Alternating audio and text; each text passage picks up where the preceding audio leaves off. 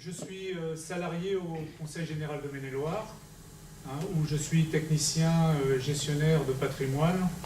C'est-à-dire qu'en clair, je m'occupe de la maintenance des collèges publics de Maine-et-Loire. Je suis aussi en charge de gros dossiers, où je suis conducteur d'opération, des dossiers à plusieurs millions d'euros, sur lesquels donc, je suis responsable. J'ai aussi d'autres dossiers transversaux, comme le dossier accessibilité. Donc, je suis responsable de ce dossier au niveau du département pour tous les collèges. C'est-à-dire, donc, je suis chargé donc, de mettre en accessibilité tous les collèges de Maine-et-Loire, ce qui est important, et c'est un dossier qui me tient à cœur. On a une loi donc, qui a été faite en 2005 qui donnait pour obligation à toutes les collectivités et à l'État de mettre tous leurs établissements recevant du public en conformité avec l'accessibilité. Merci. Donc à ce titre, je suis derrière Jean-Claude Lecuy, parce qu'on travaille maintenant depuis 2 ans ensemble, et je pense que c'est lui qui est le plus apte dans les années à venir à continuer l'action qu'il mène déjà depuis 6 ans.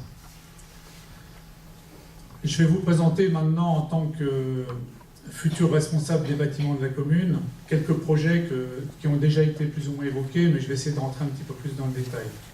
Alors, le projet phare du prochain mandat, c'est évidemment la construction et la mise en place du lotissement des Rochers.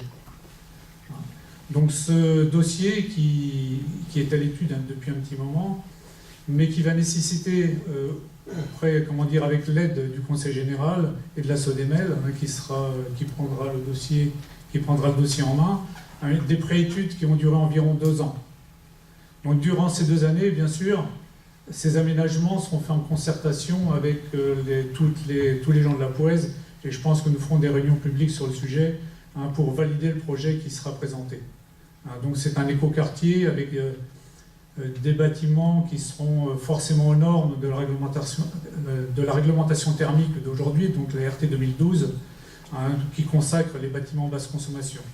Alors, on n'en est pas encore arrivé aux bâtiments à énergie positive, parce que c'est encore trop tôt, puisque la réglementation va évoluer jusqu'en 2020 pour des bâtiments passifs, c'est-à-dire qui consommeront 0 kW, pour après passer sur des bâtiments à énergie positive, mais ce n'est pas pour aujourd'hui. Il faut savoir que les BBC, sans entrer dans le détail, je ne vais pas faire trop de technique, ça consomme en gros moins de 50 kW par mètre carré par an, alors que la moyenne actuelle est à 173 kW. Donc il y a un gros chemin à faire là-dedans, et je pense qu'on arrivera à nos objectifs par des maisons qui seront vraiment écologiques. Le deuxième dossier qui démarrera d'ici la fin de l'année, c'est la construction des 10 petits logements au profit de nos anciens entre la cantine municipale et le lotissement de l'Anjou, qui permettra donc un espace intergénérationnel. On peut appeler ça le mail du petit Brionnot, qui permettra aux anciens et aux jeunes de se rencontrer et qui fera le trait d'union entre la place de l'Union et le lotissement qui se trouve derrière. Alors maintenant, on va parler aussi de bâtiments communaux. Pour ça, je vais laisser la parole à Luc Gélineau, qui travaille dessus depuis de nombreuses années et qui a fait beaucoup de travail dans ce sens-là.